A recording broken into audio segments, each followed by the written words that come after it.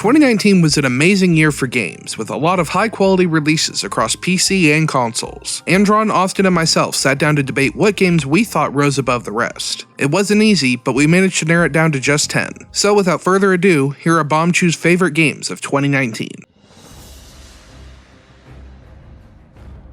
World of Warcraft Classic is something that fans have been begging Blizzard to offer for years. The rise of private servers like Nostalrius proved that there was a demand for it, even if Blizzard refused to believe that fans truly wanted a vanilla WoW experience. However, fans were finally given what they wanted, and the result was kind of magical. The game looked and played almost exactly like it did back in 2004, with some changes to get rid of bugs and other problems that originally plagued the game at launch. Azeroth felt huge again, and the experience of going back was incredible. The most impressive part of WoW Classic was how it reignited the sense of community that had been long absent from the current version of WoW. With the removal of dungeon queues and raid finders, players actually needed to join guilds and find online friends if they wanted to accomplish anything. Even with a large number of players, your reputation on a server also mattered. Have a bad attitude or try to rip off your group, and word would quickly spread across the server not to work with you, or worse, your name could end up on a gank on sight list of the opposing faction. It was amazing to see, and it made the classic experience truly feel like a trip back through time. While it's not for everyone, as part of going back to the 2004 version of an MMO means a lot of grinding and other time-consuming tasks, WoW Classic offers a truly unique and special experience.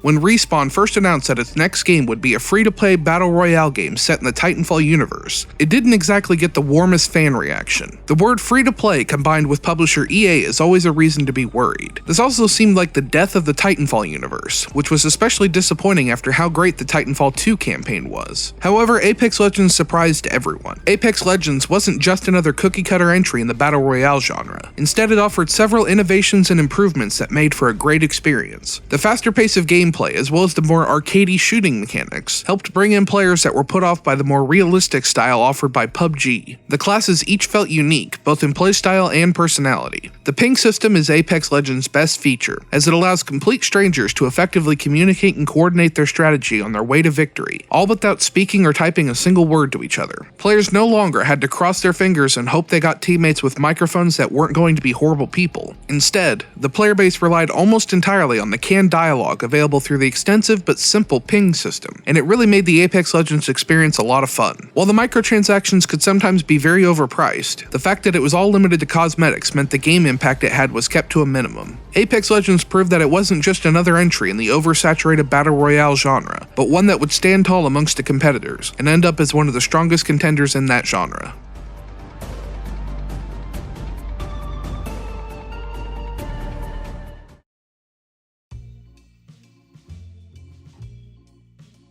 Remember when the GameCube launched without a Mario game, and all we had was Luigi's Mansion? While that wasn't really what we were hoping for at the time, the Luigi's Mansion series has slowly become a major hit for Nintendo, with Luigi's Mansion 3 having a very successful launch. It's safe to say Nintendo's victory was earned. We absolutely adored the original game, and when it finally got a sequel into 3DS, we were slightly disappointed, partially because of the change of controls, which were spot on for the GameCube, but also because of the structure of the game. Both points are addressed in the third entry, with an option to choose between control styles, as well as a mansion that kind of mixes the structure of the previous two games into something very enjoyable. Add to the fact that there is some truly stellar animation and graphical work on display, along with lots of new voice lines and a peek into the lives of a cast of characters who usually have very little to say, and you have a hit. There's even co-op in the game, which is actually a lot of fun. Let's just hope it won't be another 6 years before Luigi gets to break out the poltergust again.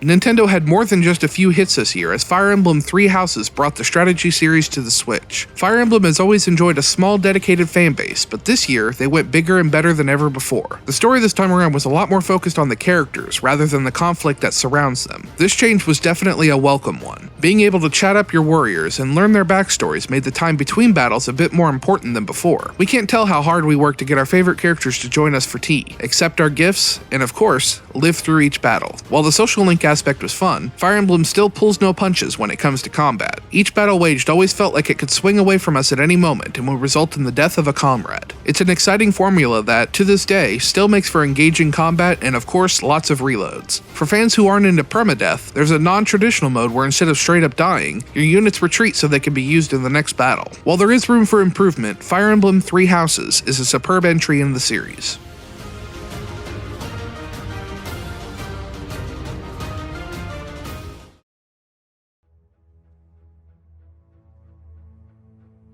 Remnant from the Ashes is the answer to the question, what would Dark Souls be like if you based the gameplay around shooting guns instead of swinging swords? We know some people think it's lazy to describe something as being like Dark Souls, but Souls-like is just full-on genre at this point. Trust us, we know the difference between a game having a couple elements from Dark Souls and a game being heavily inspired by Dark Souls. With that out of the way, let's get to why this game works and why we like it so much. Whereas in Dark Souls, co-op was an optional way to make the game a little less intimidating, in Remnant it seems to be the intended way to play, with some enemies having weak points on their backs, encouraging you to get someone to distract them while you go for the weak point. The guns are varied enough, and you can attach mods to them which serve as abilities. Abilities get charged up by landing shots with your guns, and these can range from throwing down a healing field to spawning an auto turret, with lots of options in between. You can upgrade your weapons and equipment, which was the main way to gain stats, but when it comes to leveling up your character, you'll spend your levels on upgrading skills which you'll earn from different encounters. Running speed, crit rate, healing speed, you name it, you can probably upgrade it. Earning new skills is very exciting because they're all attached to different events. Many of them come from bosses, but your world is a bit randomized, so you won't fight the same bosses on each playthrough. This encourages playing with friends, with each person progressing through their own world and getting all the bosses you can. There are some skills that come from performing a certain action several times. For example, if you're always getting teammates up, you'll get a skill to get them up faster, or if your teammates keep downing you with friendly fire, there's a handy skill to decrease the damage you take from friendly fire. It's fun to explore, the bosses can get real tough, and it was just a pleasure to play through.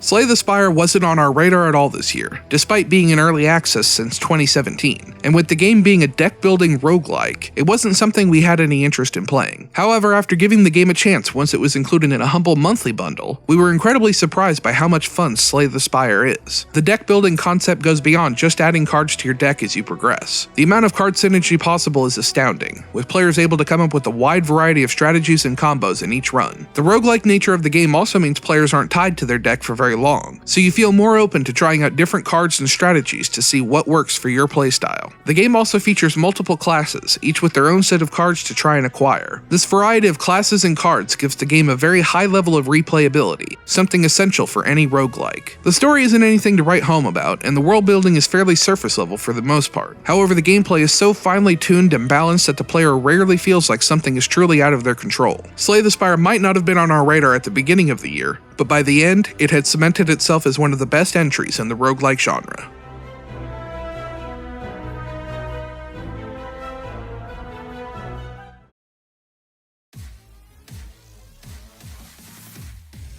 There's no beating around the bush here. Devil May Cry 5 is over-the-top, badass fun. After a lackluster main series entry with Devil May Cry 4, and the divisive offshoot that was DMC, Devil May Cry 5 is a return to form for the series. The story is classic Devil May Cry, with lots of demons, hilarious lines from our main characters, and a mostly simple and straightforward stop-the-bad-guys kind of plot. The gameplay is extremely approachable, while still offering an insane amount of depth in the combos for those who want to take the time and really get good. Dante has an insane number of weapons and styles that he can seamlessly swap between during combos. Nero has a bunch of different devil arms available, each with different abilities and combo potential, and series newcomer V doesn't even fight directly himself, instead taking control of phantom versions of series past bosses. It can be a lot to take in, and while you might not always feel like you're utilizing the full arsenal of each character, that kind of depth to the combat is what makes this game truly shine for fans of character action games. It's also worth making mention of the music in this game, which is just as insane, over the top, and badass as the game itself. Nero's Devil Trigger theme is such a hype song, it's impossible not to get in the demon-slaying mood when it kicks in. Devil May Cry 5 has something to offer for anyone who wants to beat up demons and look absolutely badass while doing it.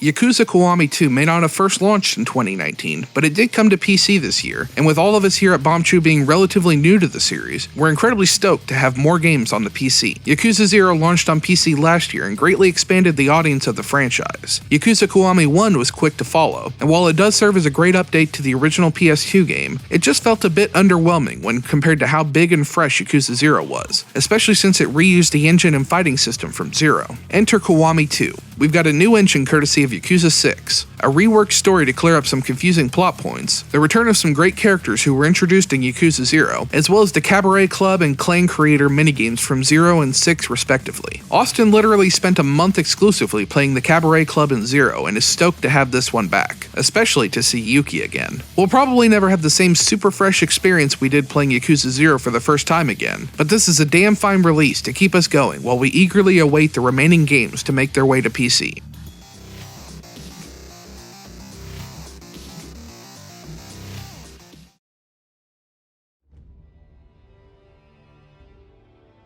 Now, we couldn't have a top 10 this year without including Sekiro. Sekiro is one of the most polished and laser-focused games of the year. All of the games on this list were discussed at length, and we cut at least 20 amazing games before the dust finally settled. All three of us, however, without any discussion at all, put Sekiro right here at number 2. While it remains inaccessible to some players due to its rigid gameplay style and difficulty, Sekiro hides one of the most interesting and unique adventures of the year. Every design choice made it clear that From Software knew what they wanted, and they were damned if they were going to let anyone get in their way. This singular focus has already started a new genre of games where defense and parrying are the focus. While the idea was off-putting at first, once we understood that, every single encounter became a tense, deadly ballet. By the time we began fighting some of the later bosses, Sekiro almost felt like a rhythm game. The sound of repeating parries became a beautiful song to us, and we just couldn't get enough. The journey of Sekiro is one wrought with hardships for both the player and protagonist alike. After making it to the end and watching the credits roll, we knew this game wouldn't just become the talk of 2019, but it was a game that would stand the test of time.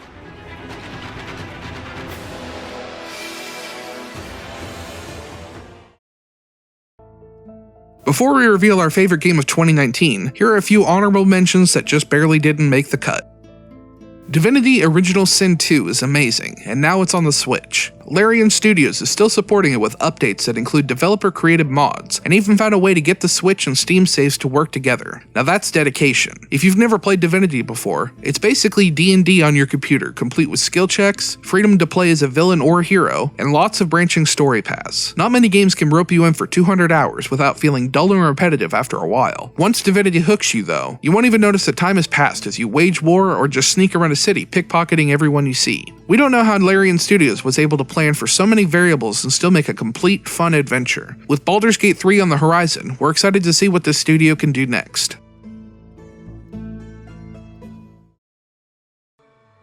The Mortal Kombat series has done a lot over the past few entries to prove that the story mode in a fighting game doesn't have to be an afterthought. MK11 continues this trend by offering a compelling story that builds off the new timeline established back in MK9. The story is almost perfect this time too, with one major flaw being the casting of Ronda Rousey as Sonya Blade. Rousey is maybe the worst voice actress we've ever heard. Luckily, the story moves on from her fairly quickly, and is stronger for it. MK11 also features some of the goriest and funniest fatalities yet, with Johnny Cage's puppet fatality being our personal favorite. MK11 isn't perfect, but the story is engaging and the game is dripping with nostalgia and reverence for everything Mortal Kombat, including the movies, so it's hard not to find something to enjoy with this entry.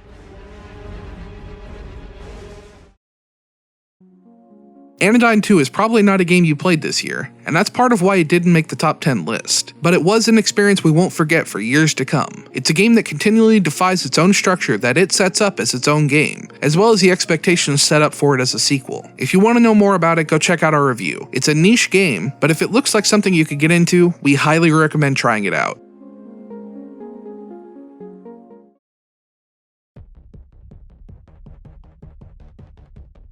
Are you surprised? Don't be. Capcom has been on a tear lately with a streak of amazing games, and the Resident Evil 2 remake may be its best yet. This remake captures every bit of horror that was in the original and amps it up to 11. We love the original game, but going back and playing it again with tank controls just doesn't feel right. The over-the-back camera angle used in the remake lets us see Raccoon City in a whole new way as we navigated through its harrowing environments. This was a remake that Capcom knew it couldn't mess up, so they really stepped up their game with gorgeous, grotesque visuals and sound design that let us relive the nightmare all over over again. We were also happy to see the return of the game's original structure, with the Claire and Leon scenario A and B playthroughs. They could have easily chucked this out for one complete adventure, but taking that extra step really impressed us. Remakes have become a staple of the gaming industry as of late, but none have risen above the original as much as the RE2 remake has. This is one of the few cases where we would recommend playing the remake over the original. If you haven't checked it out yet, steel your nerves and dive in.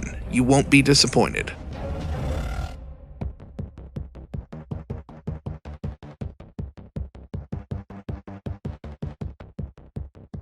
A huge shout out to Michael Slater, Sort My Games, and all of our other glorious patrons over on Patreon. Your support over the last year has meant the world to us, and we can't wait to show you what we have to offer in 2020.